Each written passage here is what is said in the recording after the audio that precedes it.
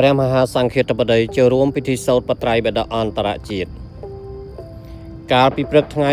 សុក្រ13ឆ្នាំម្សាញ់សប្តាហ៍ស័កពុទ្ធសករាជ2569ត្រូវនៅថ្ងៃទី25ខែមេសាគ្រិស្តសករាជ2025ព្រះមហាសង្ឃាធិបតីអធិមនីមង្សាញាណសារោបានដឹកនាំព្រះសង្ឃពោធិ៍សខនិងព្រះសង្ឃខ្មែរសហរដ្ឋអាមេរិកចូលរួមពិធីសូត្រព្រះត្រៃបិដកអន្តរជាតិរយៈពេល10ថ្ងៃបុណ្យវិសាខបូជានិងបញ្ចុះបឋមសិលាកសាងមហាចេតិយនៅវត្តវៀតណាមហួងដាវស្ថិតក្នុងទីក្រុង Fort Worth នៃរដ្ឋ Texas សហរដ្ឋអាមេរិកគួរកត់សម្គាល់ផងដែរថាក្នុងពិធីជាអន្តរជាតិនេះមានការនិមន្តនិងអញ្ជើញចូលរួមពីព្រះសង្ឃនិងពុទ្ធបរិស័ទថៃឡាវភូមាស្រីលង្កាព្រមទាំងប្រទេសអ្នកកាន់ពុទ្ធសាសនាផ្សេងទៀតពិសេសអ្នកប្រតិបត្តិពុទ្ធសាសនាថេរវាទចំណែកបុណ្យវិសាខបូជានៅវត្តហួងដាវនៃពុទ្ធបរិស័ទវៀតណាមនេះមានការតុបតែងលម្អដោយបដាទង់ពុទ្ធសាសនានិងផ្កាចម្រុះពណ៌គួរជាទីគយគន់ក្រៃពេកពិសេសមានការរៀបចំពុទ្ធបដិមាព្រះអង្គប្រសូតត្រាស់ដឹងនិងបរិនិព្វាននៅលើរថយន្តដោយការរៀបជាផែនតំណាងឲ្យប្រទេសនីមួយៗចំពោះការដង្ហែតាមដងវិថីក្នុងទឹកដីនៃទីក្រុង Fort Worth មានភាពអូឡារិកអធិកក្រៃលែងនិងទទួលបានការចាប់អារម្មណ៍ពីមហាជនយ៉ាងច្រើនសន្ធឹកសន្ធាប់ដោយឡែកពិធីបុណ្យបញ្ចុះបឋមសិលាកសាងមហាចេតិយវិញគឺការកសាងចេតិយចំនួន540តំណាងឲ្យព្រះធម្មក្ខន្ធ 84000 ហើយនឹងមានការចរិកនៅពុទ្ធវចនៈទាំងស្រុងជាភាសាបាលីនិងអង់គ្លេសលើផ្ទាំងថ្ម 3000 ដុំជាងនេះទៀតក៏នឹងសរសេរបកប្រែនៅលើផ្ទាំងលោហៈជា6ភាសាគឺភាសាខ្មែរថៃឡាវភូមាស្រីលង្កានិងភាសាវៀតណាមសូមបញ្ជាក់ដែរថាក្នុងចំណោមចេតិយ840នោះពុទ្ធិកសមាគមព្រះសង្ឃខ្មែរសហរដ្ឋអាមេរិកក៏ទទួលកសាងព្រះចេតិយមួយផងដែរនិមន្តចូលរួមកណាគណៈសូមអរគុណបងគ្រូមច្ឆានតកៃធម្មធារោហើយអរគុណព្រះវិជ្ជបណ្ឌិតផងដែរដែលបានលើកឡើងរៀបរាប់យ៉ាងលម្អិតដែរសម្រាប់ការមើលឃើញរបស់ខ្ញុំកណាគឺខ្ញុំកណាសាទរមានបេតិប្រមោចដែលនឹងបានទៅចូលរួមបានចុះឈ្មោះរួចហើយយូរដែរហើយនឹងបានទៅចូលរួមជាមួយព្រះអង្គគ្រូព្រះវិជ្ជបណ្ឌិតនុនសរិទ្ធនៅថ្ងៃទី25នេះហើយជាមួយព្រះអង្គគ្រូព្រះប្រធាននិងព្រះអង្គគ្រូជាច្រើនទៀតមានជាង20អង្គនិយាយតាក់ទងទៅនឹងការសូត្របត្រៃបិដកឬក៏សមាគមពុទ្ធសាសនាយើងនិយាយសង្គមពុទ្ធសាសនាកាលបើយើងនិយាយពីសង្គមពុទ្ធសាសនាឬក៏សហគមន៍ពុទ្ធសាសនា Buddhist Community គឺយើងនឹងឃើញថាវាអត់មានតាក់ទងនឹងនិកាយអីជាតិសាសន៍អីអត់តាក់ទងទេប្រសិនបើយើងនិយាយអំពីប្រទេសខ្មែរប្រទេសកម្ពុជាប្រទេសថៃវៀតណាមឡាវម៉ាឡេស៊ីឥណ្ឌូនេស៊ីស្រីលង្កាភូមាអាហ្នឹងគឺជាបែបមួយទៅវាហាក់ដូចជាចង្អៀតណាវាដូចចង្អៀតប៉ុន្តែបើយើងនិយាយអំពី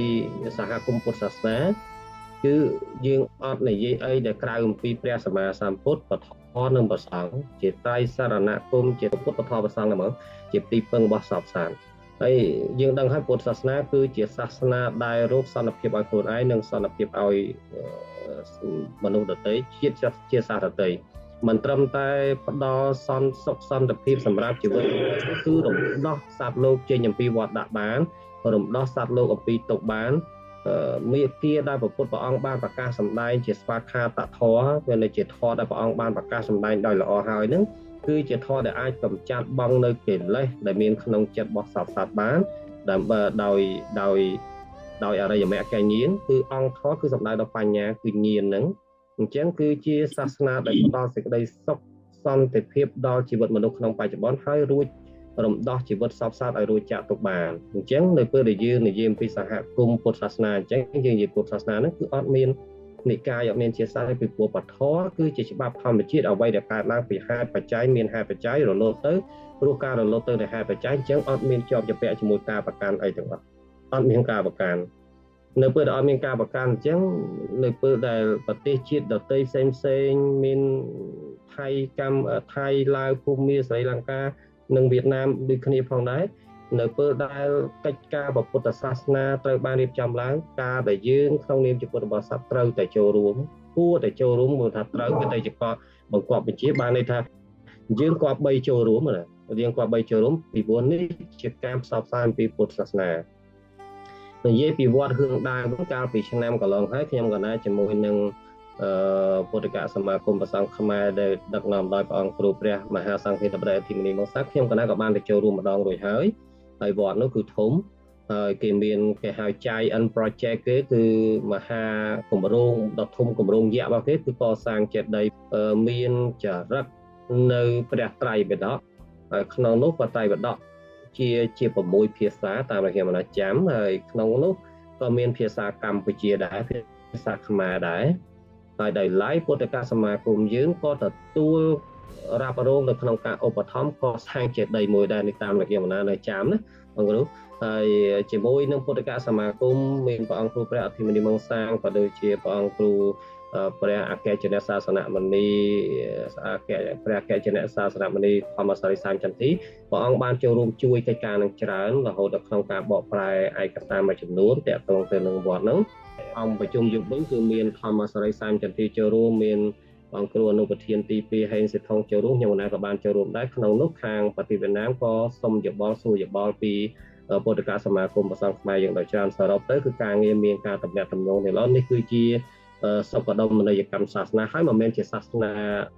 ផ្សេងណាទេគឺជាពុទ្ធសាសនាហើយបញ្ជាក់ដែរថាប្រទេសវៀតណាមមានពុទ្ធសាសនាច្រើនប្រភេទក្នុងនោះយើងនិយាយដល់សង្ខេបថាមាន2ប្រភេទគឺមហាយានហើយនិងថេរវាទហើយវត្តគ្រឿងដាវនៅ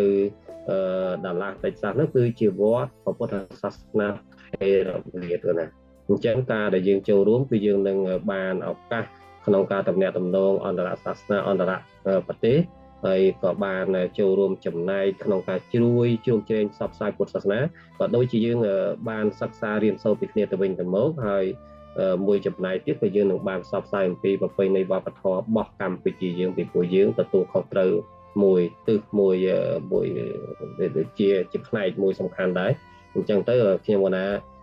ជាសំណូមពរថាប្រសងពុទ្ធបរិស័ទដែលបានដឹងអាច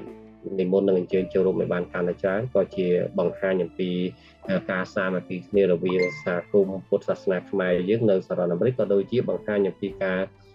ព្រមព្រៀងគ្នាសាមគ្គីភាពគ្នានៅក្នុងពុទ្ធិកសមាគមព្រះសង្ឃខ្មែរសហរដ្ឋអាមេរិកផងដែរសូមចូលរួមប៉ុណ្ណឹងបងប្អូនសូមអរគុណ